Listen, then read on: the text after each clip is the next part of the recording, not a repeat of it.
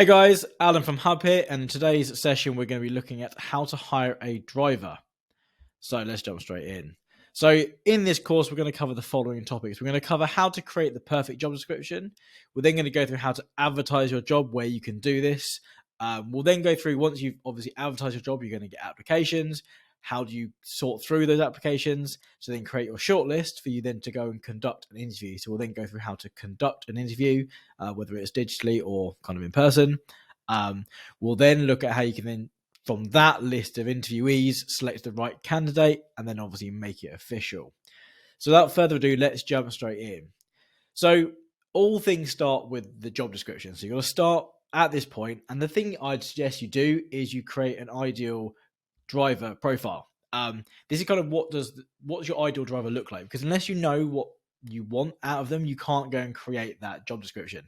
And the job description is really important to get right, because if you create a decent one, a well organized one, a well thought out one, the sorts of candidates you're going to get to apply to your role will kind of match that thought out process that you've gone through.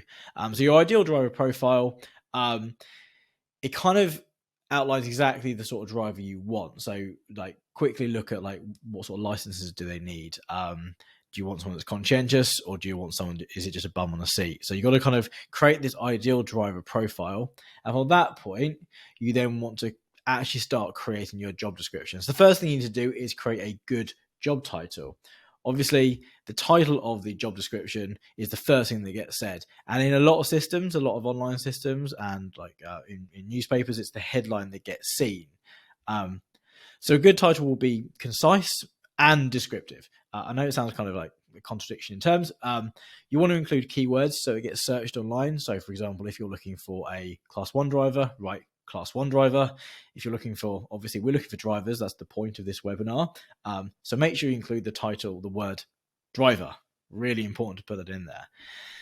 The reason we built Recruited, which we'll talk about in a little while, is we found a lot of people were applying for jobs they weren't really qualified for. And that's because it's really hard to work out what people are looking for without having a good title. So saying Class 1 driver, etc. in the title is a really good way of hopefully filtering out the ones that are just simply not a good fit for the role. So the next thing you want to kind of include in your job description is a summary of the responsibilities of the individual. So it could include things like how many drops, deliveries are expected each week.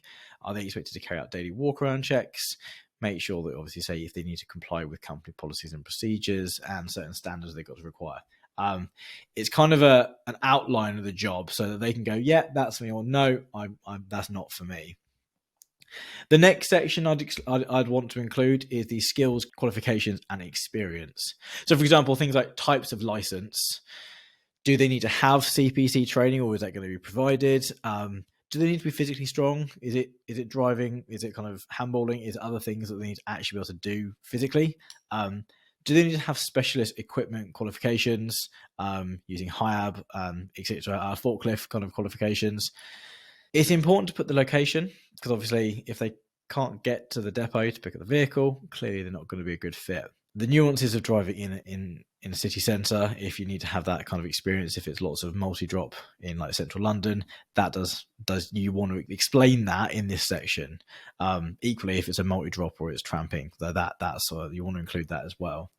Now, some of these are required, some of them are desired.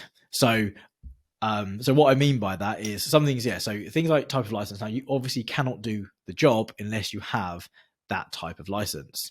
So there's absolutely no point bringing for interview someone that doesn't have that qualification, unless, of course, you do have a training provider you work with. And if you do, then maybe you're looking for kind of candidates that might fit the bill but miss certain things like that. So obviously you need to have, unless you're going to train them, the specific license they need. Are you going to say you need to have your CPC training in date? Obviously, if you need them to be able to operate certain machinery, you need that qualification, unless, of course, again, you're going to train them. Other things like location, if they can't actually be local to where you are, logistically, it just won't work, unless, of course, they're willing to move. Now, on the flip side, there's other things that are desirable, but they make the job easier if you have that experience or that kind of requirement. But again, if they don't, it's not the end of the world. They can develop it or learn it or work within kind of parameters that allow them to get on with their job. Now, So experience like inner city driving, multi-drop. Don't have to have experience in multi-drop to be able to do multi-drop, but obviously it is a desirable skill set.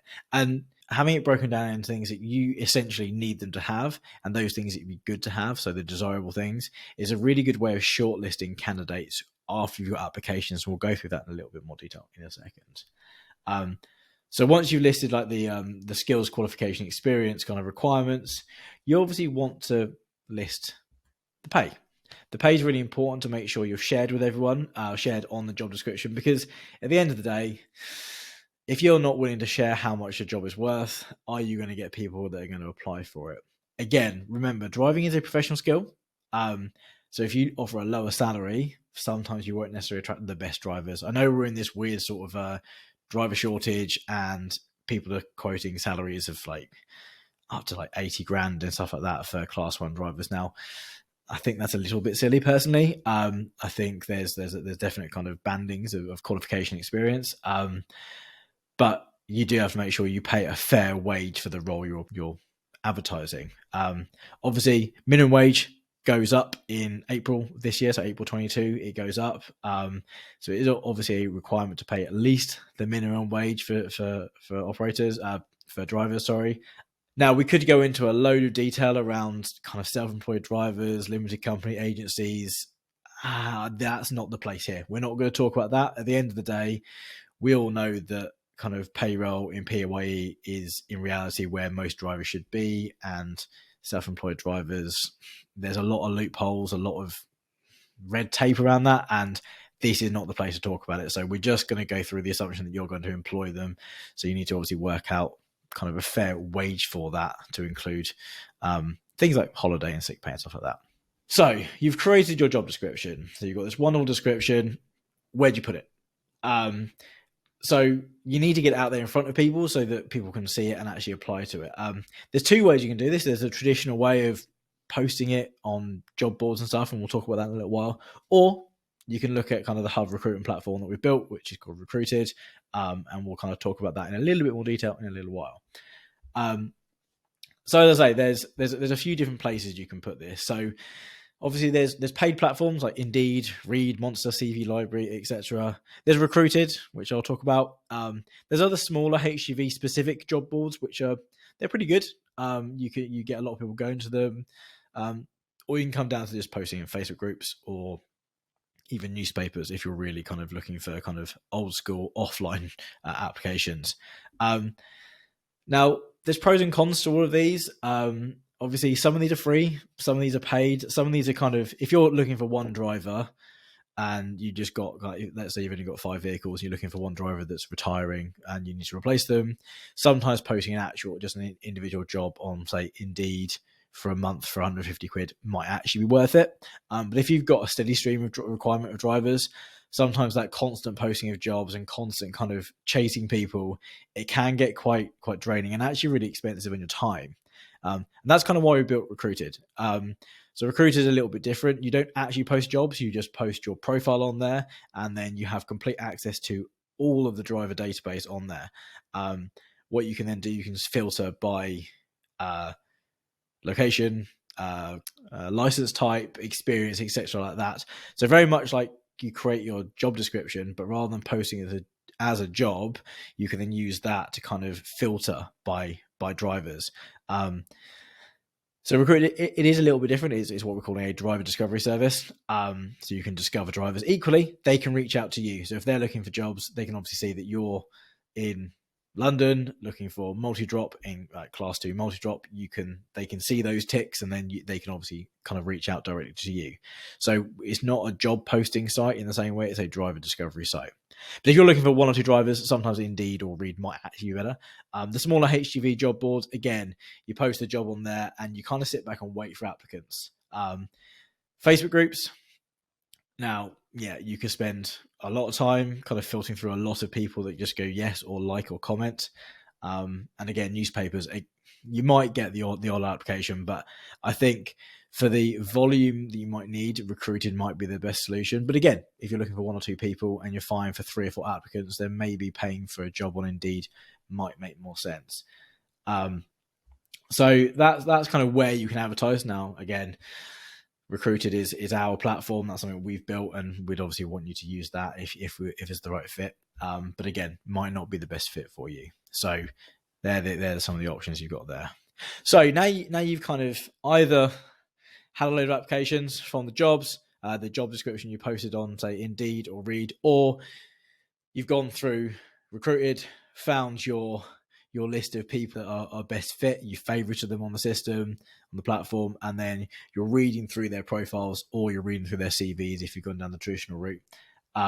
What sort of things are you actually looking for? So obviously, if you've required them to kind of provide a CV or provide a cover letter in your job description, then obviously if they have that present, you're obviously going to read through that.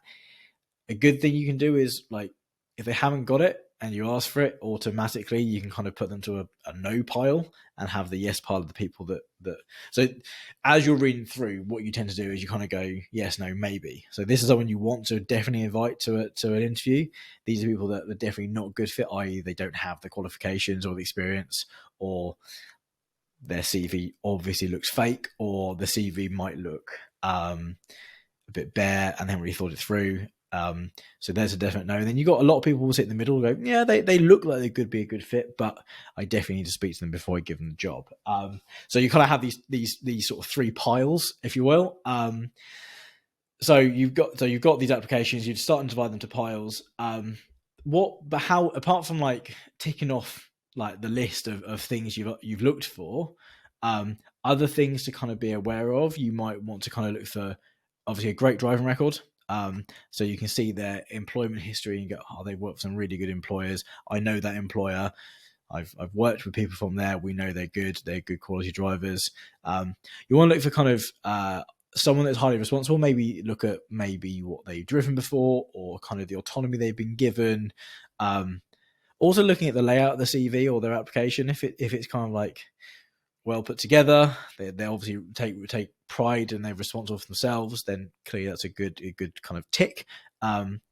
If they've highlighted that they have good maintenance knowledge, that's always good. Obviously, doing daily walk around checks is usually part of most driving jobs. So having a basic knowledge of maintenance is a good thing. Again, it might not be an essential skill set, but that does tend to help drivers in the job. How will they deal with stress? Now, if they've kind of spoken about experience in the past or where they've dealt with stressful situations, I mean, we all know driving is a fairly stressful job anyway.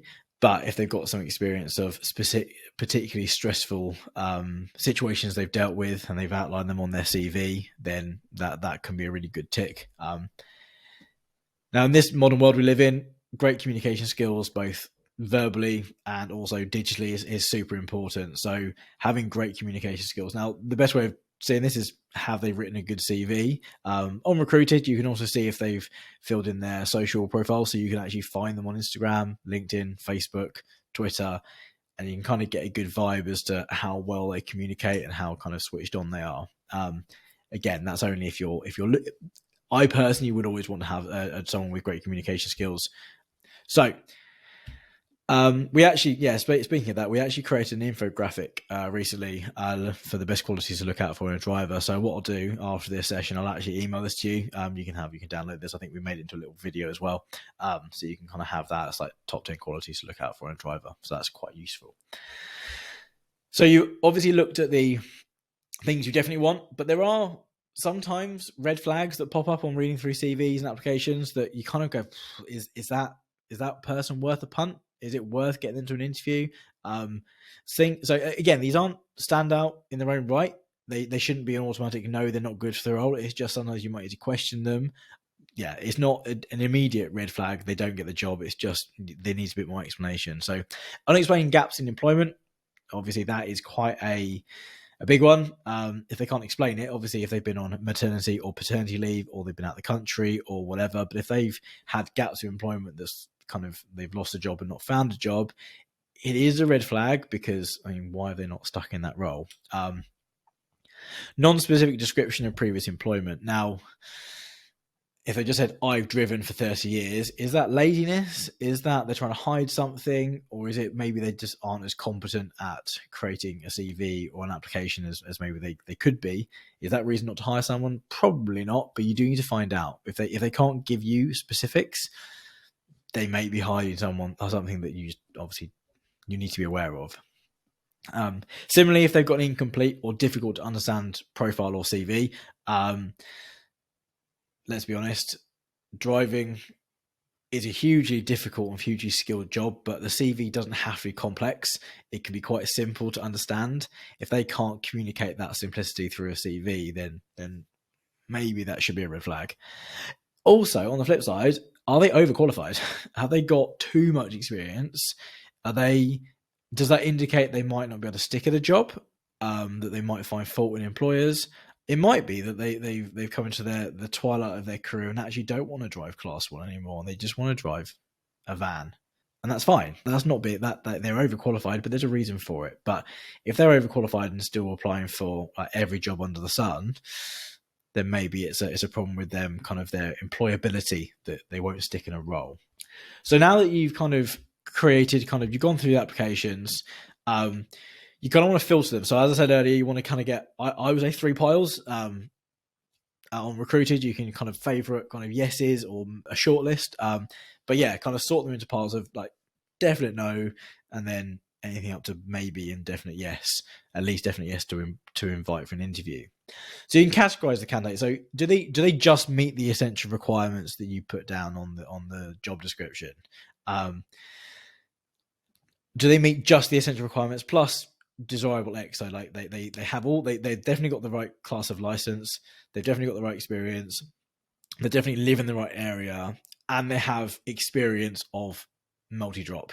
So they've got all the essential requirements, but they then have kind of one of the desirable skill sets or requirements you wanted. Then do they have all the essentials plus 2 or 3 of the desirable ones? So again, that's the next stage up from there. Did they have a cover letter? Again, sometimes that can kind of set someone out above the rest. It can also come down to level of experience. So let's say someone's got 10 years experience of doing the job that you're advertising, and someone's got 5. It's not always the best metric to work out how good someone is, but it can be a good indicator of how well someone's going to carry out the role for you, kind of if they were to get the job.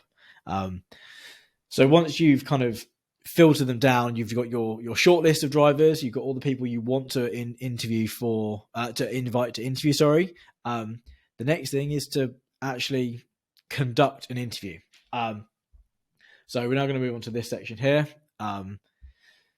Okay, so next thing you're going to do is you've created your short list of drivers. You now obviously want to invite them to interview. You want to conduct the interview, invite them to interview, hold the interview, and then hopefully get your perfect driver at the end of this. This is the most important. If you've done the rest of the steps right, this is super time consuming, and the most draining part of the whole process. But if you've done well, it can be kind of really set the scene for how well someone can do their job within your organization. Having said that, there are ways to make the whole thing more straightforward and streamlined.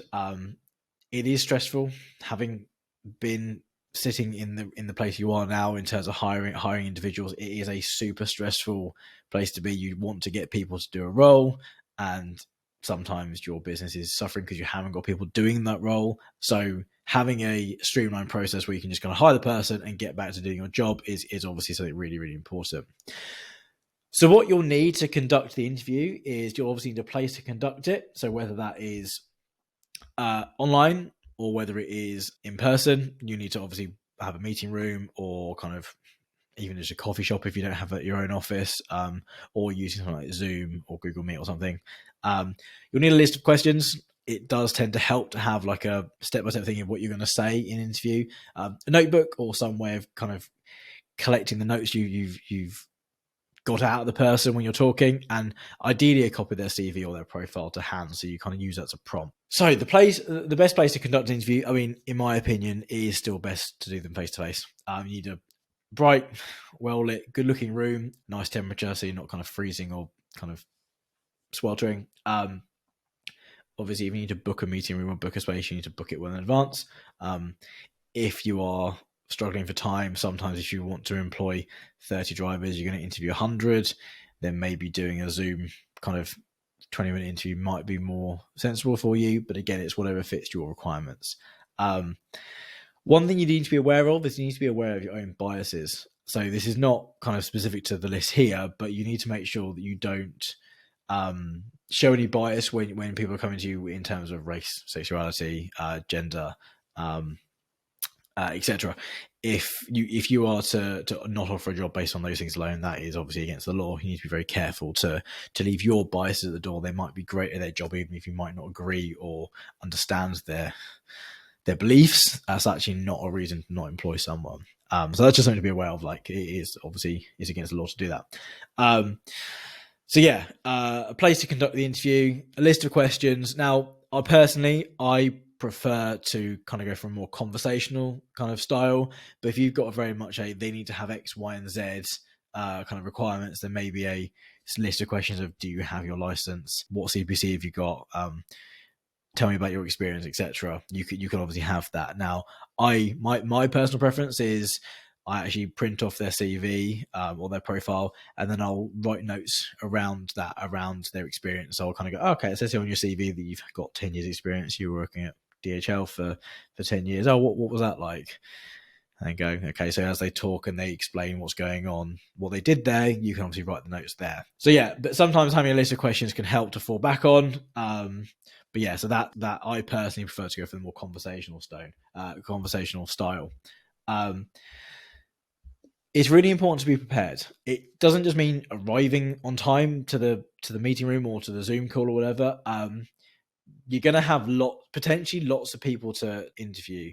Now, I suggest probably maybe 4 or 5 individuals per role that you're applying for, advertising for. If you've got, say, 10 of the same role, then maybe I wouldn't have the same ratio. Maybe 20 or 30 might be okay. But yeah, giving yourself enough time to interview them all, but also preparing yourself to know who you're interviewing at what time, so you can kind of at least know their name and their background before they walk in the room. You've got to remember, they're interviewing you as much as you're interviewing them. They're putting their livelihood in your hands to kind of pay their mortgage, pay their bills, and all that sort of stuff. So if you don't even know their name when they walk into the room, it kind of doesn't start the relationship off on a great foot. And again, there's lots of driving jobs out there, and there's lots of drivers out there. So there's a lot of people that are looking for work, but there's also a lot of roles available. So those people can go elsewhere where they might feel more welcomed. So yeah, it obviously it's important that you are prepared before you kind of go into the interview. As I said, it's important to make a good first impression. Again, they're interviewing you as much as you're interviewing them. I talk a lot within my team around kind of like demeanor, general manner, clothing, what you're wearing. Obviously, you want people to trust you as the organization they're going to drive for.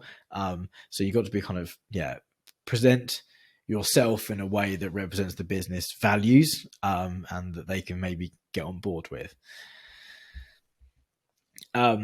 Obviously, this is not a test. It's not there to catch them out. It's to try and to ascertain as to whether they're going to be a good fit driver for you or not. So help them to help you. Like, send them the details in advance. Make sure they've got them. Maybe follow up with a text as well. If it's a Google Meet, explain that. Just click the link. If it's a Zoom, tell them they've got to download the app. If it's in person, say arrive 10 minutes early, parking, the code is 1234 for the car park or whatever. Make sure they know what to expect, not just in the interview, but the stuff around the interview as well. If it is in person, help them relax by offering them a drink, or ask if they're comfortable, they're too hot, too cold, etc. These little things can really kind of relax someone. I tend to start off with a joke. It always falls flat, but it's enough to break the ice sometimes. So that's something that I'd maybe not suggest. But again, you want to help them relax. It's not a test here. It's not trying to catch them out. You're trying to work out whether they are a good driver for you. So you get the best information by asking the right questions. You get the best information out of people. As I said, it's not a test. You're not trying to stumble them or trip them up. You can ask the right questions. Now, as I said earlier, I tend to go through a CV. It's very sequential.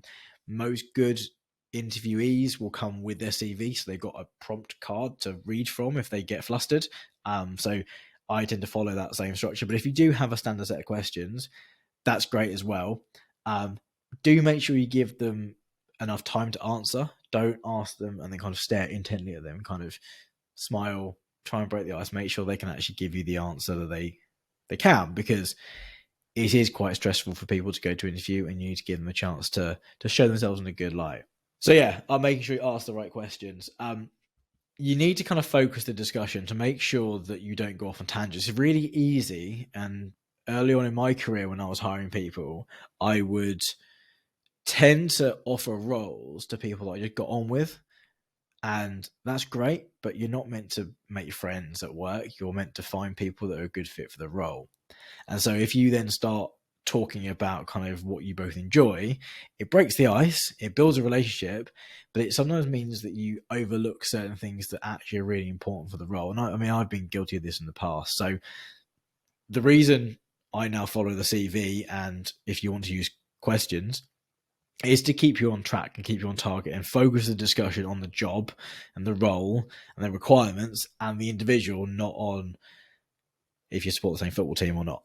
Like, I think it's really important that you don't get sidetracked. So to focus the discussion, I always have the CV and I always go down sequentially and make sure I ask every question on their CV to make sure I clarify certain things and I kind of feel like I can trust the individual. So you've interviewed all the candidates, and now the next thing you're going to do is you've interviewed 5 for this one role. You now need to go through and basically shortlist them again to go, well, that person answered really well that question. Now, if you ask standard questions, you can, and it was kind of quantifiable questions, then you can kind of go, well, they answered that one, yes, no, etc. And that can then usually kind of sort them out so you get a clear winner. If you don't do that and you do more conversational, you kind of have to go, well, they meet all the essential requirements. They met the most desirable requirements. They seem to me the most kind of, the one that was going to most kind of go above and beyond if we wanted them to kind of be a bit more proactive.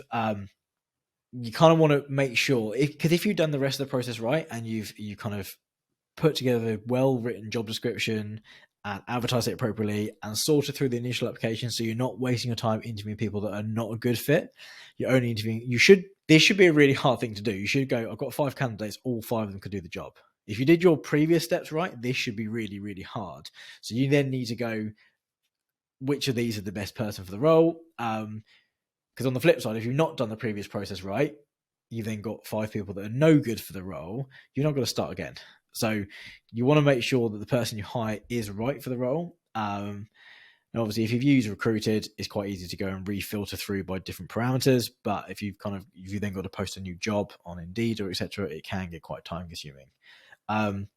Now, some people might want to, you might want to do a second or follow-up interview. Some people like doing like a driver skill test or something like that. That's all fine and dandy.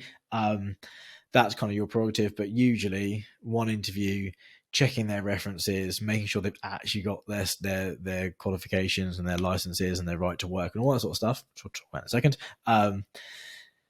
then actually it should be fairly simple just to choose a candidate and then start them off and do their kind of get the contract signed and start their training, their induction, and go from there.